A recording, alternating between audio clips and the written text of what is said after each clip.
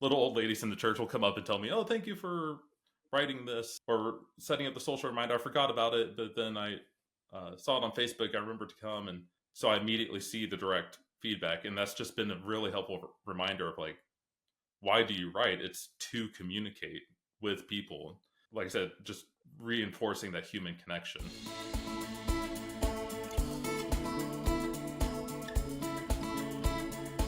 Hey everyone, I'm Harlan Gatlin, and I want to welcome you to our interview series Behind the Byline, where we get a glimpse behind the curtain at the fantastic writers who contribute to our team.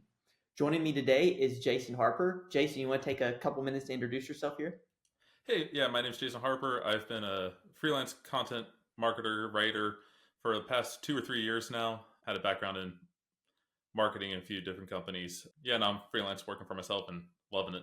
Amazing. Well, let's kick things off by taking things back. What got you into the world of content marketing?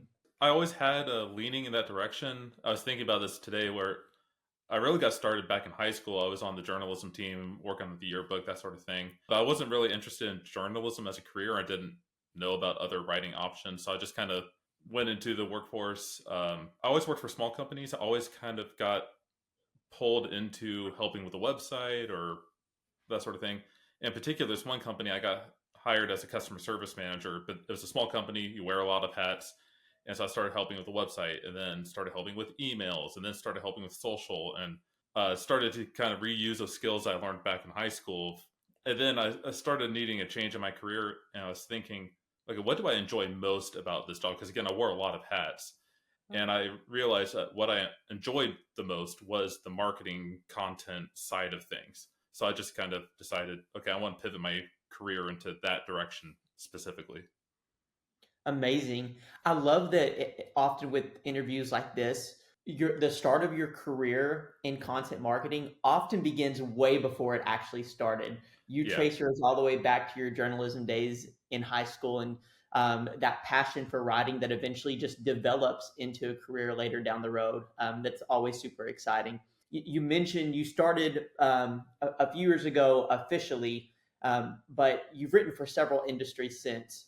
hmm What tools and techniques do you use to conduct research and gather insights about the topic you're writing about, especially considering all the different industries you write for?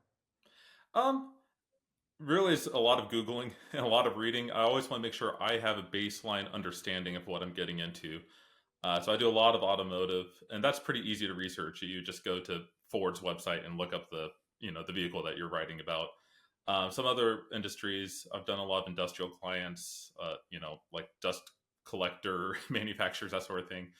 So then that was more, okay, why do these pieces of equipment exist, and what are the different how do they fit with each other and what's the differences between them, and so just getting a baseline understanding. Obviously always try to go to reputable sources, go to the manufacturer's website or what have you.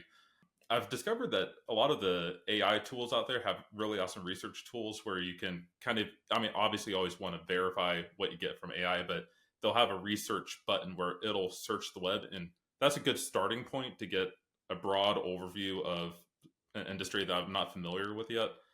And then, like I said, just a lot of Googling. That's amazing. Yeah, it's incredible what AI is doing to help in terms of gathering research for hmm articles. It really streamlines that approach.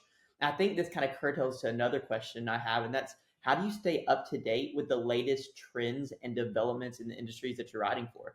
If you do a lot of consistent work in industry, you just stay up to date with the research you do for a particular piece. Like I said, I do a lot of automotive, so it's I'm always writing about the latest 2025 model of whatever vehicle, and then you start to the more you do that, you get a feel for what the industry is like, what's expected right now, what are the pain points in the industry. As I do the research for articles, you know I'm cataloging what I'm learning and keeping that in mind, and that just starts to develop a broader and broader knowledge of that industry. Exactly. And we're mentioning automotive quite a bit and we keep coming back to automotive, but I'm curious, is there a specific industry that you're most passionate about writing for? Is it automotive or is there something that you enjoy even more? Yeah. As far as Writing assignments, yeah, I like the automotive industry. I don't know if I would say I'm super passionate about it, but I like it. I like EVs in particular. I've been fascinated with the development of that technology. I have a small little old EV myself, and so whenever I get something about a new electric car, I always enjoy that. I also enjoy writing for small businesses because then I can develop like I can start to develop a relationship with those companies. You know, if it's a local company here where I live, I can meet with the owner and get to know them. And so those are kind of the two things I enjoy the most is automotive and then also doing work for local businesses near where I live. Amazing. And I will say when it comes to writing for a local audience versus writing for maybe more of a nationwide audience or this organic audience, it could come from anywhere. You really have to be adjusting your communication style. You're dealing with totally different audiences. And Definitely. then not only are you dealing with different audiences, but when you're writing for different industries, you're writing about different things that you also have to adjust your communication style for. So, is there anything that you do in particular to adapt your communication style when you're working with these different small businesses or different customers or industries? Yeah, I so my first thing if I get a new client is I look through their website. And I try to glance through and read as much as I can on their website, the social, and just get a vibe of how do they approach communication with customers. Are they more informal or formal? Do they use a lot of exclamation points or do they keep it very, straight and to the point? And if they have a style guide, obviously I'll abide by that and use that. And I'll start to develop my own style guide of for every client that I work with of what I notice. So, do they use sentence fragments or do they always use complete sentences? Are their headlines more informative or more punchy? And that try to get a vibe and start to create a list of notes so that when I do another assignment for them, I can quickly go back into that mindset of, okay, yeah, this is how they like to communicate. Absolutely. You mentioned style guide there, but you also mentioned really this often overlooked step that I think is vital to take, which is reviewing content that's already on the site Hmm. if it's there for you. A style guide, editorial guidelines, they can tell you so much. But if you really want to learn the audience and what they're expecting to read, going to the customer's actual website, checking out past blogs or even competitor blogs or articles or white papers, whatever the content type may be. That's how you can really kind of understand the audience, understand their approach to the content. It's like the style guide and the editorial guidelines in action. We've talked a lot about content marketing in general, but we've also done our research on your experiences and especially your writing experience. And we're curious, how has working in a church setting shaped your approach to content marketing or even team collaboration? Yeah, definitely. That's been really helpful for me in my professional life. So, just quick background: I've started working the last year or so part time for my church, and just doing the marketing for the church, if you want to call it that. A weekly email, put together the bulletin that's handed out on Sundays, the social media posts, and that's been fascinating because there you directly see who it impacts. Like, I'm seeing these people once or twice a week, um, and it's been really helpful to me just to realize like, oh, people are responding to this. So it's just, for example, if I'm doing a blurb for the social media about upcoming ladies game night, my mom might go to that, my wife might go to that, and then seeing that, having that social post or having that reminder in the email makes people want to come, and how I word it affects how people, their expectation going into that event. Little old ladies in the church will come up and tell me, "Oh, thank you for writing this," or setting up the social reminder. I forgot about it, but then I saw it on Facebook. I remembered to come, and so that's been really cool to see because it's like I said, I have a relationship with those people, so I immediately see the direct feedback, and that's just been a really helpful reminder of like, why do you write? It's to communicate with people. Like I said, just reinforcing that human connection. Yeah, absolutely. That even goes back to what we were discussing earlier about writing in a way that resonates with your audience. It's awesome to see when it even spurs your audience into action, Mm, that they're grateful that they were reminded of something, or they're thankful for what you put out, or maybe they enjoyed what you wrote. That gratification from the audience is incredible. So we've mentioned all these different industries: e-commerce, the church setting, automotive. What is the most surprising thing that you've learned writing for all of these industries?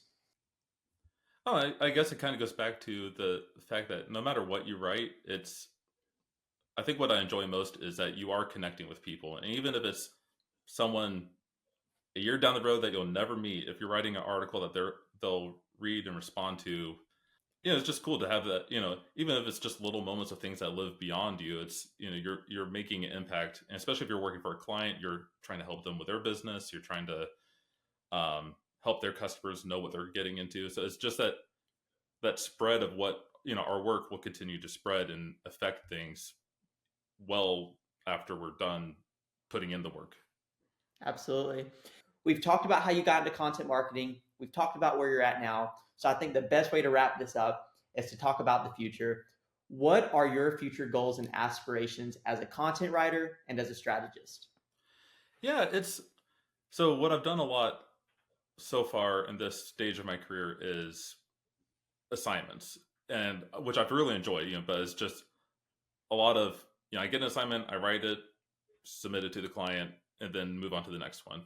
The last few months, I've been trying to focus more on finding ways to be on the strategy side of things. So that's been helpful with, for example, for the church, I've been able to flex those muscles a little bit of like designing, we're working on redoing our website. So laying out the page framework. And I recently got a local client that's a roofing company who had a very basic website, had like 4 pages, and start developing content, not just writing the different pages, but actually developing the pages, developing a strategy, doing SEO research, and to figure out what to write. So I've been enjoying that because it's kind of like a higher level of not just writing the assignments, but deciding the overall framework of what to write and how to organize, how to organize the content and making sure it's all cohesive and, in line with each other. Yeah, absolutely. And then you also get to exercise more control over the vision. It's that actor to producer pathway that we often see, like in the film industry, for example. But man, that's super exciting. I definitely think we'll have some opportunities here at ClearVoice to kind of delve more into strategy with you alongside your incredible writing ability. Jason, thank you so much for joining us today. We're going to be back with more interviews with our amazing dynamic writers and industry leaders. And to learn more about our amazing content specialists, please visit clearvoice.com.